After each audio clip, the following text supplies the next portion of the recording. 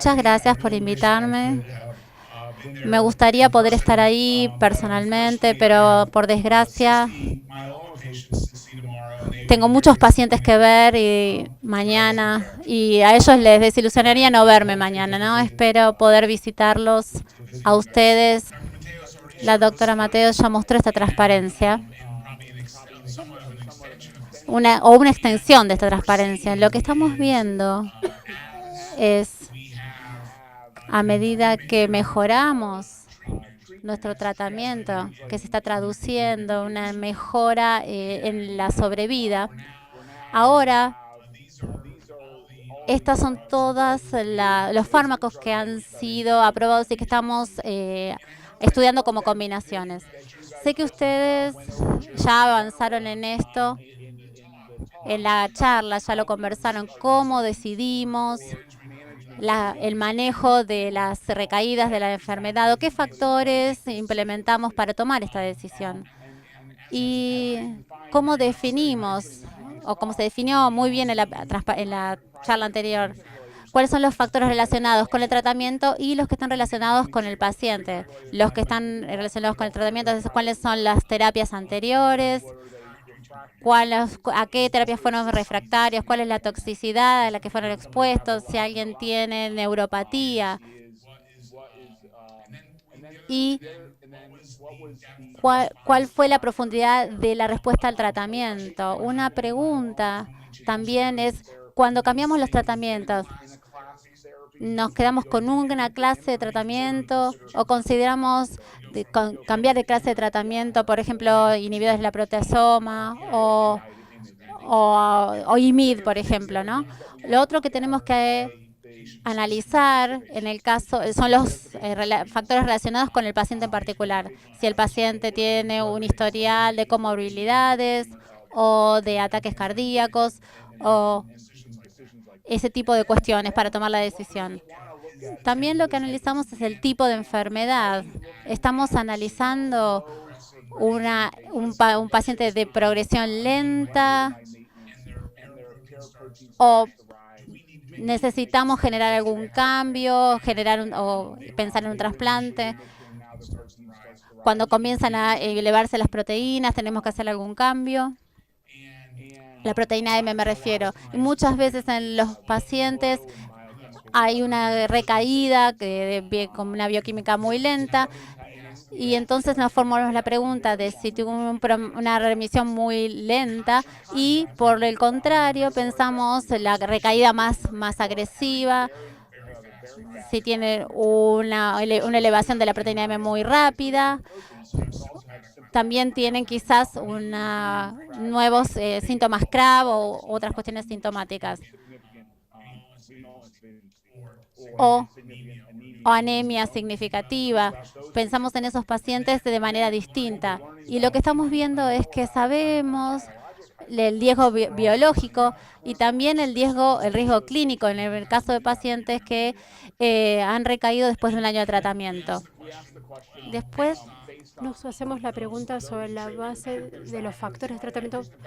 El paciente, ¿cuáles son los objetivos de la terapia? De nuevo, si tenemos un paciente que tiene una recaída agresiva, si tenemos un paciente que tuvo un historial de enfermedades, vamos a querer elegir la terapia que tiene la respuesta más rápida y la mejor. Y algunos vamos a dejar de lado factores como para el tratamiento. Y de nuevo, si tenemos pacientes de alto riesgo que tienen una progresión rápida y tiene una respuesta baja y el paciente progresa, esa puede ser la única posibilidad de revertir la enfermedad. En esos pacientes que tienen una enfermedad indolente, tenemos otras opciones. Tenemos que discutirlo con el paciente a fondo sobre cuáles son las opciones de tratamiento. Y si por razones que están fuera de control de la enfermedad o por baja toxicidad, elegimos un régimen que tiene una respuesta más baja, el paciente siempre va a querer pasar a un esquema más agresivo. Cada vez que vemos un paciente en recaída, siempre estamos pensando en estos factores, tratamientos, y cómo es el mieloma para ayudar a tomar la próxima decisión en relación al tratamiento. Lo que es sorprendente es cómo, desde un punto de vista estructural, son similares, pero por otro lado no son tan similares. En realidad son bastante diferentes.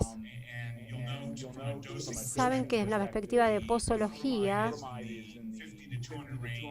estamos en un rango de 15 y esto tiene 15 gramos de lenalidomida y en pomalidomida es efectivo entre 1 y 4 miligramos.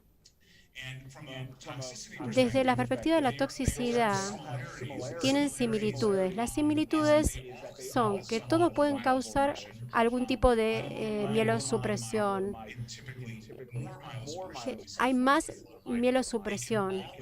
Siempre se puede asociar con trombosis venosa y nuestra recomendación para los pacientes, en cualquier caso, terapia de inducción o terapia de mantenimiento o terapia en caso de recaído, es que tiene que haber algún tipo de trombosis venosa profunda.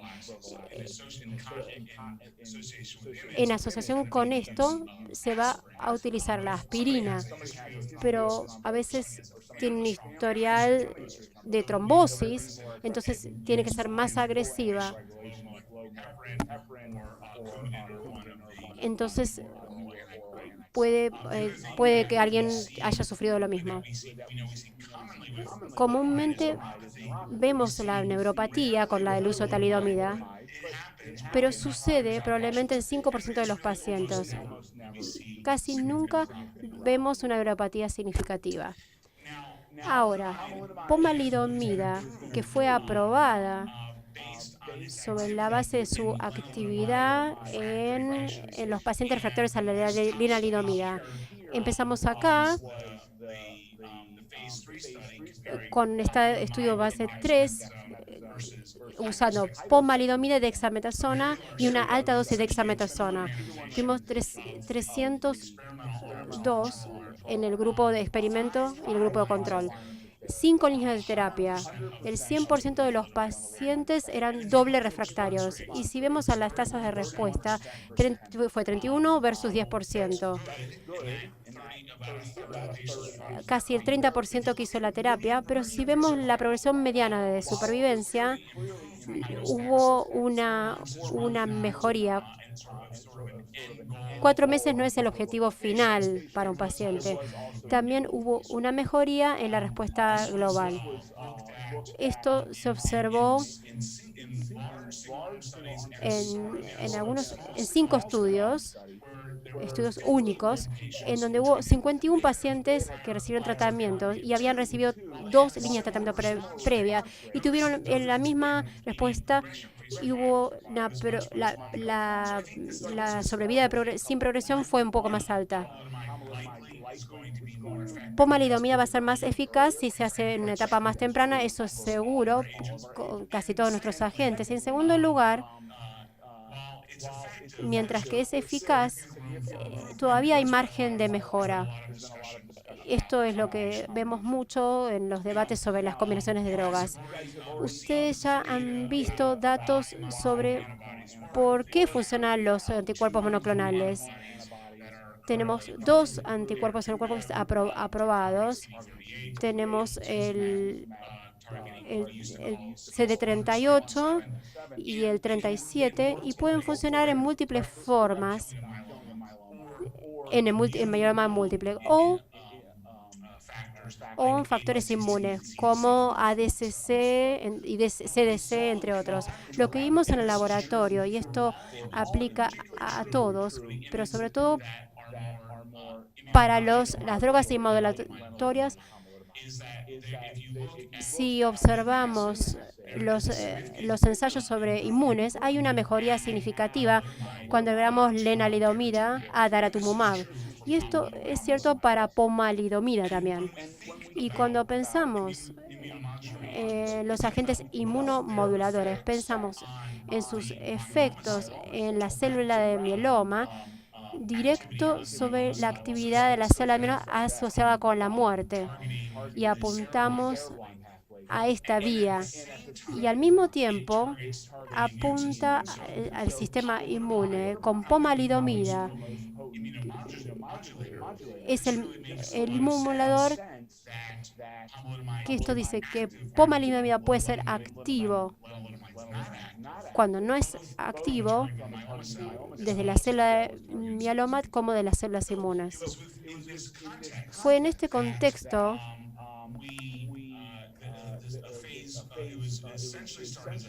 que comenzó como un estudio fase 1 y se planteó la pregunta, ¿puede daratumumab combinarse con pomalidomida y dexametasona en mieloma múltiple refractario y en recaída en esos pacientes refractarios al mieloma y a pomalidomida?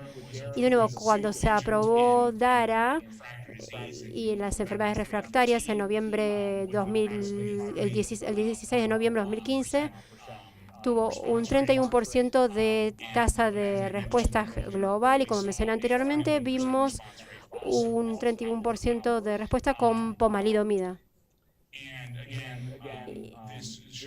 Y esto muestra la eficacia en dos estudios. Uno de ellos fue un estudio único, uno de ellos fue de un estudio aleatorizado que mostró la respuesta entre 1 y 3 pacientes.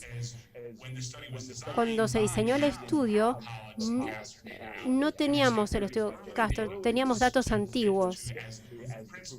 Como principio, si agregamos una droga inmunomoduladora a daratumumab, era eficaz.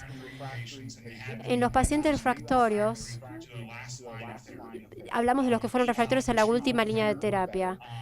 Puede ser un puntaje igual o menor a 2. Tuvieron por lo menos 2 líneas anteriores de terapia. Pueden tener una limitada cantidad de terapias. Y tuvo por objetivo incluir. Todos recibieron lenalidomida y bortezomib. No recibieron tratamiento con pomalidomida y ningún paciente pudo haber recibido eso anteriormente. Tenían que tener una hemoglobina de 8 y esto también es para los pacientes que tienen 45 mililitros minutos de depuración de creatinina. Y de nuevo, la dosis estándar de daratumumab de 100 miligramos por kilogramos por metros cuadrados, administrada semanalmente por 2 ciclos, cada 2 semanas, por 4 ciclos y después una vez por mes para pomalidomida y dexametasona una vez a la semana. 6 pacientes estuvieron a salvo y otros 6 pacientes se agregaron para confirmar la seguridad y esto se amplió a 88 pacientes. Y terminamos tratando a 103 pacientes. La edad promedio fue 64. Entonces, la población de mieloma popular, tenemos más hombres que mujeres. En esta población, 2/3 de los pacientes eran caucásicos. Los pacientes en general habían preservado su estado de funcionamiento y 12 de los pacientes tuvieron un valor menor a 2 y 2/3 de los pacientes tenían IgG. Y si observamos el tiempo del diagnóstico, 5 años, y el número de terapias iniciales fue 4. Y la mayoría de los pacientes tuvieron más de 3. 3/4 de los pacientes habían tenido un trasplante autólogo. Lo más importante es la terapia anterior. Los inhibidores de la proteasoma, el 99%. Y usaron bortezomib, carfilzomib, algunos tuvieron examen, 103% de los pacientes tuvieron lenalidomida y cada paciente recibió esteroides y algún tipo de quimioterapia. Y si observamos al nivel de refractariedad, 73% fueron refractarios a los inhibidores de la proteasoma y a las drogas inmunomoduladoras. Lo que necesitamos es algo nuevo en esta población. Desde el punto de vista citogenético, un cuarto de los pacientes citogenética incluyeron 18% tuvieron una deleción del 17G. Esta es la tasa de respuesta en todos los 103 pacientes. La respuesta general fue del 60%, 17% tuvo una remisión completa y 42% tuvo una respuesta parcial muy buena o mejor. 42% de toda la población de pacientes, una mayor porción de los que respondieron. De todos los pacientes que tuvieron una revisión completa, solo un tercio de ellos tuvieron una enfermedad residual mínima negativa y algunos usaron una secuenciación de tercera generación. Y francamente, cuando comenzaron a mirar el estudio, nadie había visto eso antes y ahora estamos observando una línea una tercera o cuarta línea y tenemos una enfermedad mínima negativa. Si observamos los subgrupos, existe un subgrupo en particular que tenga menos probabilidades de respuesta o alguno que tenga más probabilidades de responder. Lo que sabemos es que no existe ese subgrupo que sea menos probable a tener una respuesta. Y es importante pensarlo cuando iniciamos la nueva línea de terapia. La edad fue menos de 65 o mayor, no es importante. La depuración de la creatinina, menos de 60, no importa. Son mayores y menores y respondieron. Hubo una respuesta. Tenemos 2 o 3 líneas de terapia. Puede ser un poquito más bajo, pero en términos estadísticos tenemos 3 líneas. La refractoriedad. Tenemos los 2 perfiles. Los riesgos estándares y altos. Esto es la citogenética. Esto va a funcionar para los pacientes. Funciona de manera equivalente desde el riesgo estándar y el elevado riesgo. Si observamos esta imagen, observamos que acá tenemos 60% de pacientes que respondieron, con una gran cantidad de pacientes que están dentro de esa remisión completa o índice de remisión completa. Algunos de estos pacientes que no tuvieron una respuesta formal tuvieron una mejoría significativa. Es una minoría de los pacientes que no recibieron esa combinación. Les estoy mostrando esto. Los detalles no son tan importantes. Lo que les estoy mostrando es para demostrar cuándo un paciente responde. Los pacientes responden a esta terapia en de manera prematura. El tiempo mínimo fue un ciclo. Lo vemos acá. Fueron todas las respuestas iniciales en un ciclo. El tiempo medio de la mejor respuesta fue 2 ciclos. Hay 2 cosas. Van a saber si el paciente va a responder de manera prematura y, en segundo lugar, van a saber si el paciente realmente tiene una respuesta y puede responder. Saben que eso va a suceder rápido, en los primeros 2 meses. Desde el punto de vista de sobrevida sin progresión, la media fue 8.8 meses y les voy a decir, como observaron antes, ustedes participamos en el estudio. Vimos un estudio en el año 2016. 2015. Ahora tenemos pacientes que están en esta curva, que tienen durante 4 años y siguen en esa curva. Y desde el punto de vista de supervivencia general, si observan la supervivencia fue 12 meses la media. Acá la media es de 17,5 meses. La gran pregunta cuando tenemos una nueva terapia y combinamos drogas es tener una toxicidad superpuesta. ¿Cómo es la toxicidad? En general, las toxicidades que observamos con estas terapias son las toxicidades que esperamos con las nuevas drogas. Tenemos una toxicidad a la cual le prestamos atención y que es probable que sucede cuando se agrega una droga es la neutropenia. 80% de los pacientes desarrollan algún grado de neutropenia, pero la gran mayoría, casi todos, tienen neutropenia en grado 3 o 4. Y por lo general sucede en los primeros 2 ciclos cuando administramos la droga de manera semanal, daratumumab. Monitoreamos a estos pacientes con sumo cuidado los primeros 2 ciclos. El mayor riesgo que en el día 22, cuando completaron las 3 semanas y vienen para hacer el ciclo 1, es común que el paciente va a tener neutropenia de grado 3. Y porque hemos visto esto, tenemos que tener cuidado. Esto puede manejarse con un ajuste de dosis con pomalidomida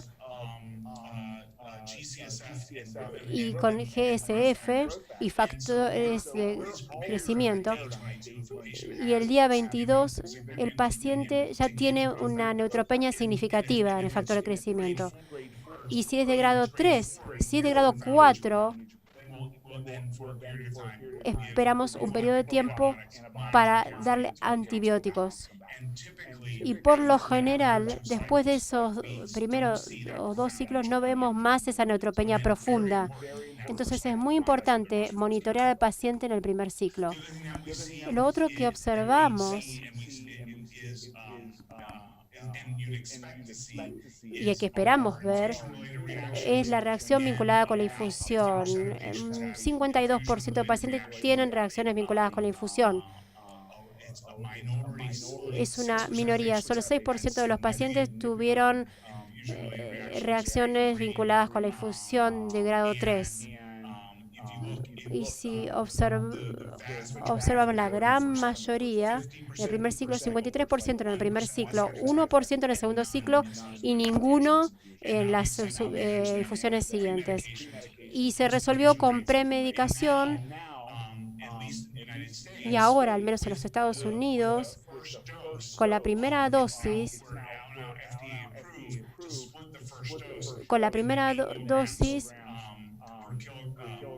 de 8 kilogramos por kilogramos en el día 2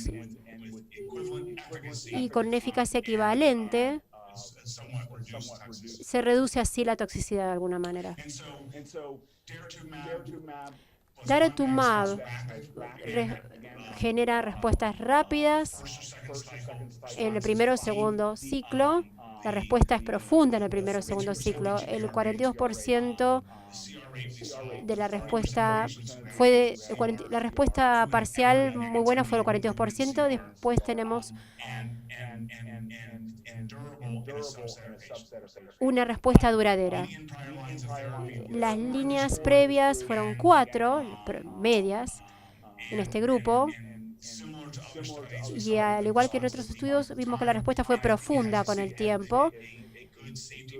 Y tuvimos un buen perfil de seguridad. Tuvimos reacciones vinculadas con la infusión que sabemos que pueden ocurrir. Y la neutropenia, sobre todo en el primer ciclo. And so the question is, when we go, what do? We have a large number of therapies to choose from. And again, going back to what I said before, it really depends on what was given previously and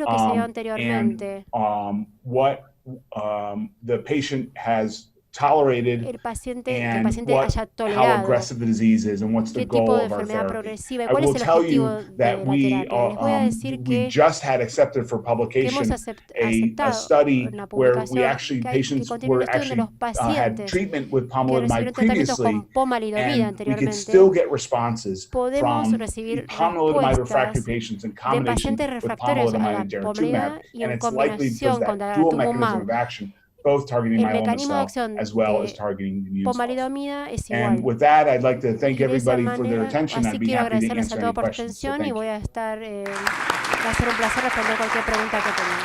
Muchas gracias, Dr. Kaufman, por su presentación. La verdad que también nos alegra haberlo escuchado y tenemos un par de preguntas. The questions will be asked in Spanish, so you can get them from simultaneous translation. Okay, great. Thank you. Una pregunta, ¿cuál es tu postura What's your standing in the face of patients with biochemical relapses? What's your position, your standing? Si tengo un paciente que tiene una enfermedad estándar y es su primera recaída y es una recaída bioquímica, voy a hacer 3 cosas. Primero, voy a generar imágenes porque en una cantidad pequeña de pacientes lo que pensamos que es una recaída bioquímica en realidad es sintomática y vemos enfermedad ósea aunque no haya síntomas. Entonces hay que cambiarlo. Hacemos una imagen y en segundo lugar lo seguimos de manera más cercana. Quizás si lo seguimos cada 3 meses, en el caso de una recaída lo seguimos cada 1 o 2 meses, ¿no? De manera más cercana. Y le voy a dar al paciente lo que se llama el beneficio de la duda. Si la enfermedad, ¿qué es lo que nos dice la enfermedad? Para ver cómo generamos un tratamiento. El paciente puede tener una recaída bioquímica lenta, sin síntomas CRAB, y puede seguir así durante mucho tiempo. Y si vemos un incremento intenso en la proteína M, entonces ahí iniciamos una terapia. Esto va en contraposición con la enfermedad enfermedad de alto nivel. Si vemos que hay un tipo de recaída, entonces hacemos un cambio en el tratamiento en base a lo que sea apropiado para el paciente en ese momento. Muchas gracias. A mí me gustaría preguntar sobre el manejo de la neutropenia, porque tiene 77% de neutropenia de grado 3-4. Además de la reducción de la dosis de pomalidomida y eventualmente el uso de factores estimulantes de colonia, en algún momento saltea la dosis de daratumumab o continúa con el esquema de daratumumab. Lo original es al principio, entonces continúa con el daratumumab semanal.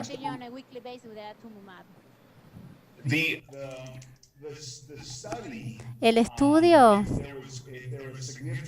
sí hubo un gran grado de neutropenia. En nuestra práctica nosotros no mantenemos la dosis. La práctica estándar es avalar al paciente con factor de crecimiento y seguir con el tratamiento.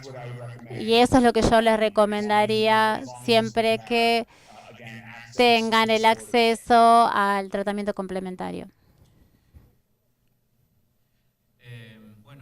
A formular la última pregunta.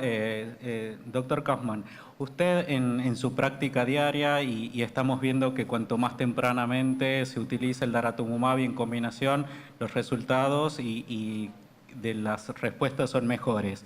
En su práctica diaria, ¿a dónde ubicaría la combinación de Dara-Pom-Dex en la estrategia del paciente con mieloma múltiple recaído refractario?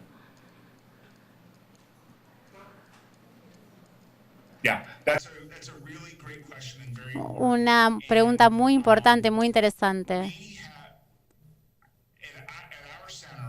En nuestro centro, nuestro enfoque estándar es que en cualquier momento que el paciente sea refractario a la lenalidomida, aun cuando sea mantenimiento de la lenalidomida, iniciamos esta terapia de combinación. En nuestra práctica, en oposición con lo que dice el estudio, donde tenemos 4 líneas medias de terapia, nuestra práctica común hoy es utilizar una segunda línea de tratamiento. No tengo todos los datos compilados, pero cuando utilizamos la segunda línea de tratamiento, me imagino que vamos a ver mejores resultados de los que vimos en esta primera línea de tratamiento. Y esto nos lleva a un punto muy importante. ¿Qué hacemos en esa primera recaída? Nuestro enfoque es utilizar Dara-Pom-Dex. El otro enfoque común es utilizar carfilzomib o combinaciones de este. Hacemos Dara-Pom-Dex con los pacientes que son refractarios a la lenalidomida y después cambiamos por Carfo después de una recaída de Dara-Pom-Dex. Por su disertación, excelente como siempre. Le damos las buenas noches y ya puede continuar con su actividad, que ya es bastante. Así que muchas gracias, doctor, y estamos en contacto. Bueno. Okay, thank you. Gracias.